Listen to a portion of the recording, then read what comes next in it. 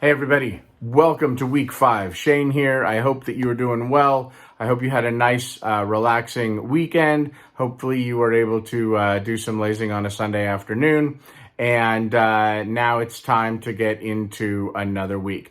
This week's a little bit different because the first of your major tests are at the end of this week as well. So it just gets added in. You'll have one this week, one there's 3, right? So you'll have another one down the line about 6 weeks, and then one at the end in the place of where there would be a final. So with this class, I don't do like a midterm final. I do these 3 tests.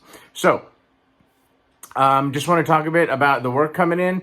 Overall, it's coming in pretty strong. I still see a few of you that are just trying to slide. You're just trying to go, how much can I kind of fluff the answer and just sort of make it up, not really thinking about what's going on. Versus am I really absorbing the material? Now, again, the idea here is that you read the material in the book, you watch the online materials. If you need to go back, whatever, I want you to think about, sort of synthesize all the material that you're taking in to come up with those answers. You shouldn't be Googling it or going to some of the study sites or things like that. You are all amazing, wonderful, bright people that can put these things together. And that's the kind of thing that I want to see. I want to see that quality of work.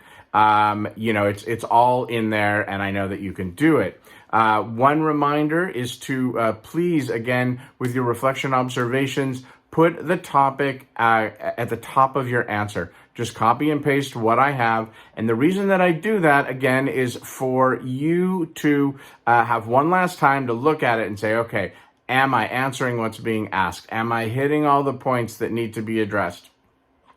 And make sure that you're hitting them all. I can tell some of you, you're just sort of worried about that 200 word minimum because you're coming at like 200, 202, 204.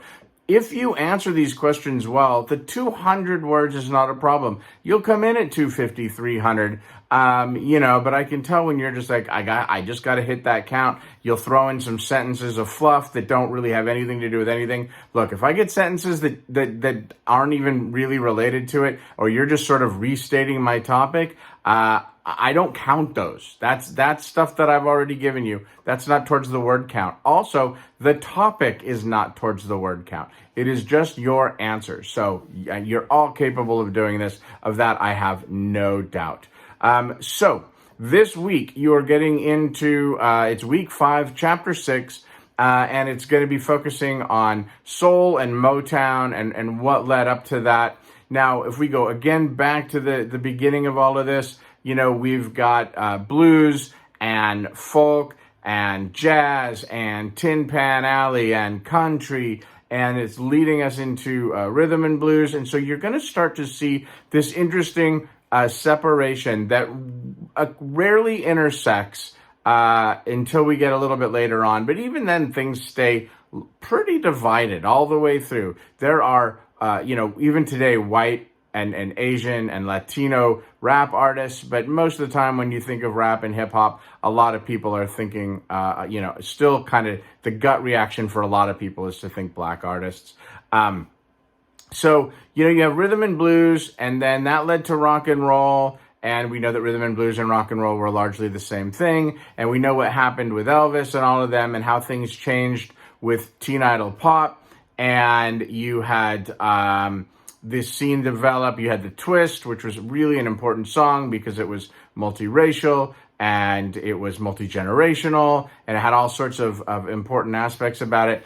And then we started to look at surf music and the Beach Boys, and we're leading up to the British invasion, but we're not quite there yet. And so you might think like, well, what happened with black music? We learned about Little Richard, Chuck Berry, Fats Domino, Chubby Checker, but sort of, did it continue? Where did it go?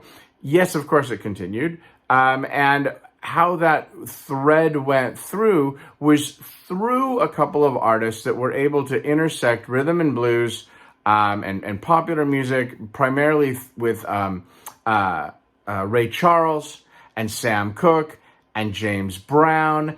And they led us from rhythm and blues into the 60s and then sort of changed the focus And it's an interesting thing when you're studying about popular music, the history of rock and popular music, is because a lot of it, even as segregation breaks down, a lot of the music segregates for a variety of reasons. And so this chapter, you're going to be learning about really the two significant record labels and styles that carry through the 60s with black music, and that is soul and Motown. And soul is really more of a generic term. It really kind of continued on in a way from rhythm and blues, as did Motown, and they took different tacks with it. So soul really was an artist that meant that the singing was very soulful, very much influenced by church style singing. In fact, a lot of the soul artists came out of the church. And with soul, really the main important label was Atlantic Records, and then Stax and Volt that they distributed. And with soul, this is where you get people like Wilson Pickett, Otis Redding, Aretha Franklin. And to me, when I think of soul, without a doubt, I go to Otis Redding, who is one of my absolute favorites, and Aretha Franklin. And then you have Motown. Motown is short for the Motor City, which was the nickname of Detroit. And so you're going to learn about Hitsville, USA, and Berry Gordy, and you're going to learn about how he started this record label, and he really wanted to make music that was raceless, if you could imagine. His artists were all black artists, but his whole goal was to have them not sound black, which may sound a little strange in today's era.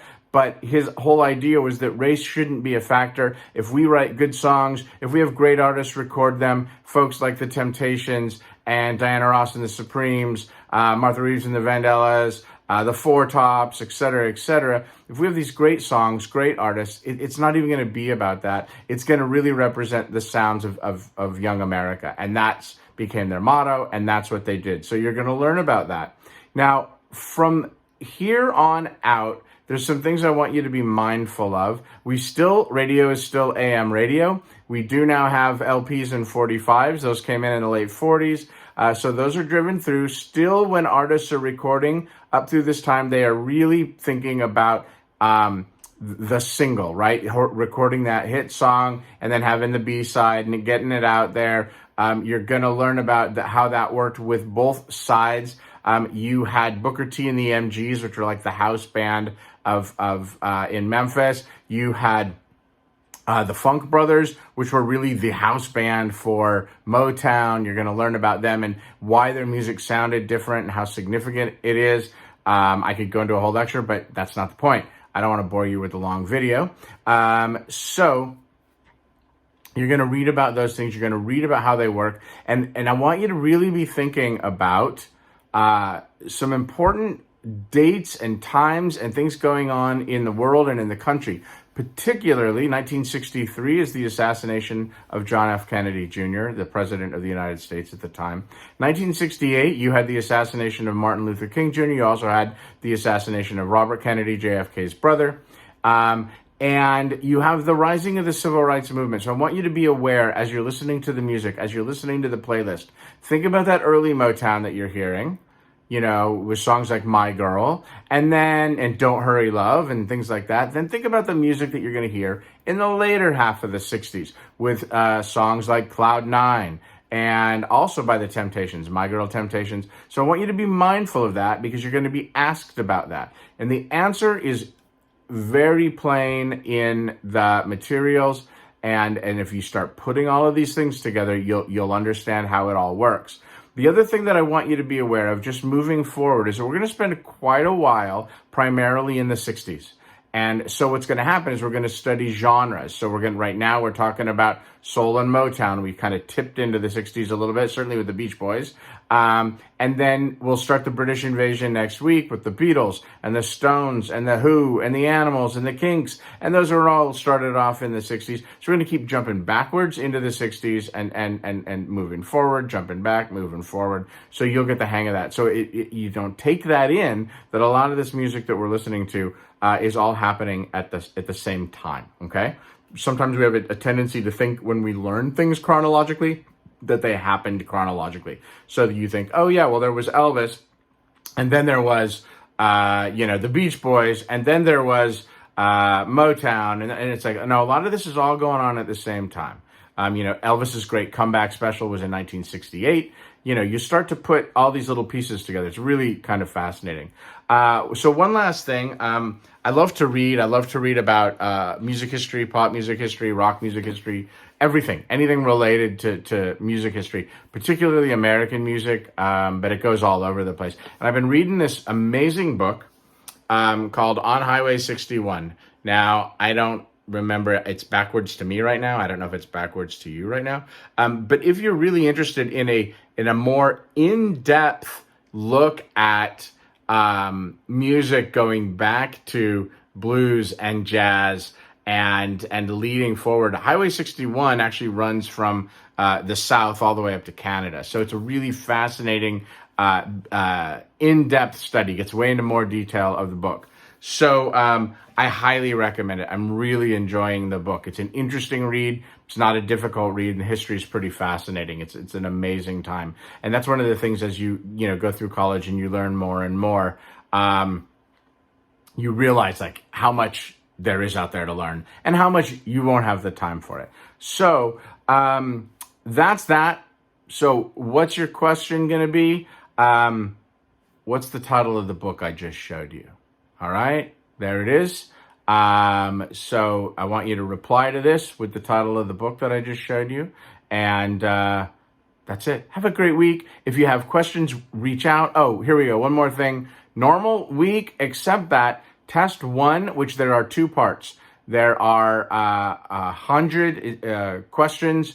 Part 1, which draw from the quizzes primarily, and then there's also a listening part, and that's part 2. Those will open up on Thursday. You can take those 2 tests anytime between Thursday and Sunday. Everything is always due on Sunday. Those are timed assignments as well. I personally sometimes feel like I give way too much time on these things, but I get a variety of input, and so I keep them where they are. So that's that. You know how to get a hold of me. Message me. You can find me. I'll get back to you if you need help, if there's anything going on. Please stay healthy, stay strong. There's a light at the end of the tunnel. And I believe that we'll see it hopefully soon. Take good care.